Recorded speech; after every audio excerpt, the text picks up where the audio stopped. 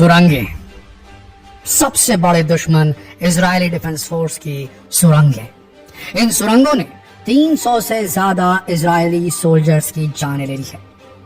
Gaza के ऊपर जो बिल्डिंग्स थी उससे कोई लेना देना नहीं था इजराइल की फोर्सेस को। इजराइल की फोर्सेस को मतलब था गाजा की जमीन के नीचे कई फीट नीचे बनी उन टनल्स की मकड़जाल का, उन सुरंगों की मकड़जाल का जिनके अंदर हमास की बस्ती बसती है। और इन्हीं सुरंगों के माध्यम से कई इजरायलियों पर जबरदस्त खतरनाक अटैक किए हैं हमास ने। पर अब गुस्से में आ चुकी है इजरायली फौज, क्योंकि उनके बड़े सार्जेंट और कमांडर्स तक की जान चली गई है। कई सोल्जर्स पर जानलेवा हमला हुए हैं और उसके बाद जख्म पर नमक छिड़कने वाली बात हो गई है। बहुत से मुस्लिम देशों ने जो खाड़ी में थे, मिडिल ईस्ट में थे, ये कह लीजिए कि सारे पड़ोसी इजराइल के ऑलमोस्ट सभी ने अपने राजदूत इजराइल से वापस बुला लिए। सारे डिप्लोमेट्स रिकॉल कर लिए गए। कोई नहीं रहना चाहता इजराइल के साथ, सब ने अपने संबंध तोड़ दिए हैं इजराइल के साथ। ये रियलिटी है दोस्तों। और अब तो अमेरिका के ऊपर जबरदस्त दबाव पड़ रहा है। दबाव इस कदर पड़ रहा है कि इजराइल क्या मजाक उड़ा रहा है ईरान।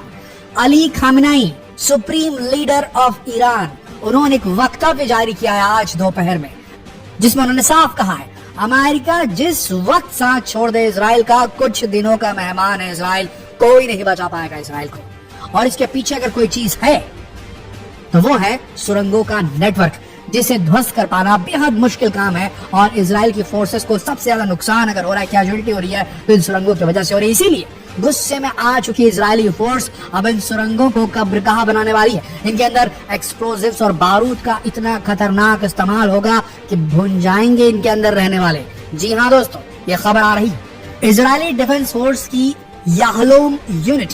नाम बड़ा अजीब है लेकिन इसका काम बहुत घातक है।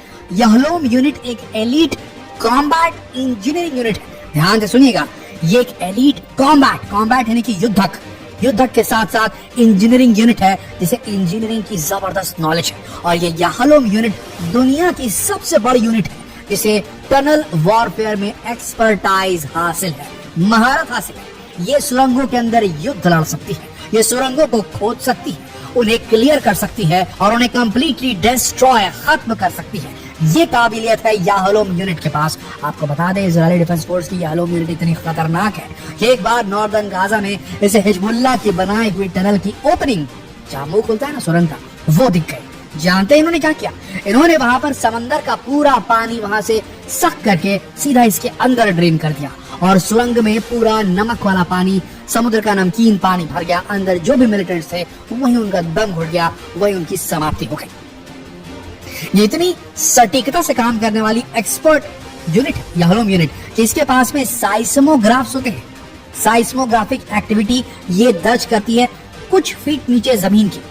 ये यंत्र जो होते हैं किसी भी प्रकार के कंपन को पता कर लेते हैं। नॉर्मली साइस्मोग्राफ का इस्तेमाल होता है भूकंपीय गतिविधियों को मापने के लिए, लेकिन इसका एक मिनिएचर फॉर्म याहलोम यूनिट ने डिवाइस किया है, जिसका इस्तेमाल ये याहलोम यूनिट करने के लिए एकदम ट्रेंड है। ये जमीन के ऊपर सिस्टम को रखती है और आवाज, कंपन इसको सुन करके ये पता लगा लेती है कि जमीन के नीचे टनल है कि नहीं।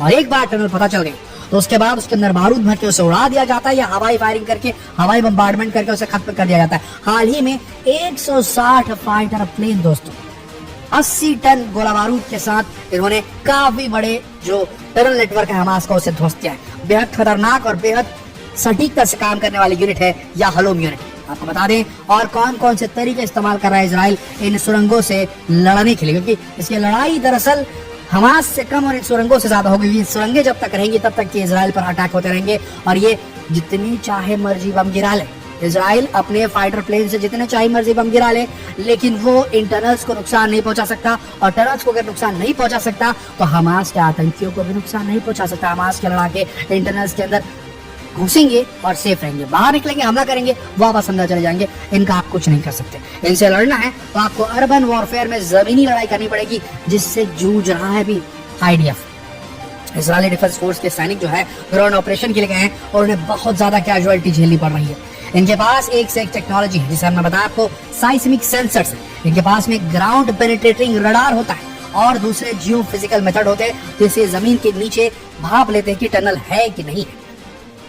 सबसे बड़ी बात, ये रोबोट्स का इस्तेमाल करते हैं, ड्रोन्स का इस्तेमाल करते हैं एक्सप्लोर करने के लिए। अगर टनल इनको मिल गई, सुरंग की ओपनिंग मिल गई, तो फिर रोबोट और ड्रोन्स को भेजा जाता है, इंसानों को, सोल्जर्स को नहीं भेजा जाता, क्योंकि उसके अंदर बूबी ट्रैप्स हो सकते हैं और वो जाकर के पूरा मैप करते हैं, एक्सप्लोर करते हैं टनल्स को।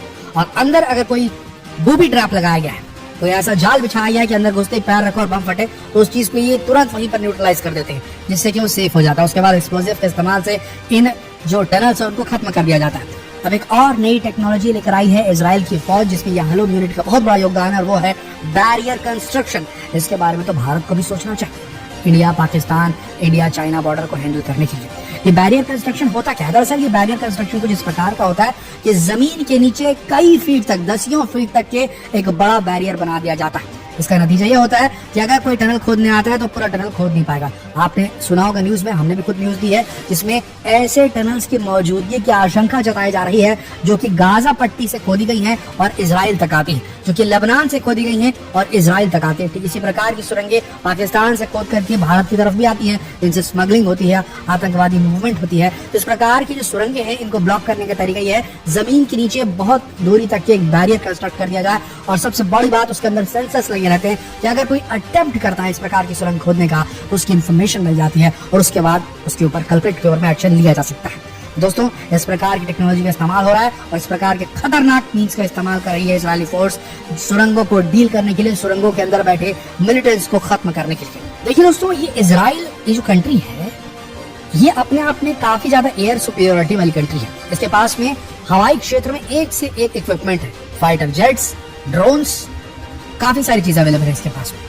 अब ये हवा से तो अच्छा हमला कर सकता है, लेकिन जब तक जमीन के रास्ते से न घुस जाए तब तक कुछ नहीं कर सकता, क्योंकि आसपास की जो कंट्री, उन्होंने इस प्रकार का रेजिस्टेंस डेवलप कर लिया है हवाई हमले के चलते। उन्होंने इतने बार बम्बार्डमेंट किया है यूएसए और इजराइल ने मिल करके कि इन कंट्रीज को समझ में आ गया कि इनसे लड़ाई लड़नी है तो जमीन के ऊपर खड़े होकर के तो बिल्कुल नहीं लड़ी जा सकती। इनसे लड़ाई लड़नी है तो गुफाओं के अंदर घुसना होगा। एक हिस्ट्री बता रहे हैं आपको, बिन लादेन को खोजने के लिए जब तोरा बोरा की पहाड़ियों पर अमेरिकी सरकार पहुंची थी, अमेरिका की फौज पहुंची थी, तो उन्हें दुनिया का सबसे खतरनाक परमाणु बम से कम खतरनाक जो सेकंड नंबर में है वो बम गिराना पड़ा था, तब जाके तोरा बोरा की पहाड़ियों में डैमेज हुआ था और तब भी वहां से बच निकलने में कामयाब हो गया था बिन लादेन। ये एक रियलिटी है दोस्तों। ये जो सुरंगों का जो वॉरफेयर है, इसमें माहिर ये सारी कंट्रीज माहिर है। इजिप्ट ले लो आप फिलिस्तीन ले लो, आप जॉर्डन ले लो, आप लेबनान ले लो, आप सीरिया ले लो, इन सबको आता है सुरंगों के माध्यम से मूवमेंट करना और उसको इस्तेमाल करना दुश्मन देश के अंदर घुसने के लिए, दुश्मन देश के अंदर स्मगलिंग करने के लिए, दुश्मन देश के अंदर आतंकवादी भेजने के लिए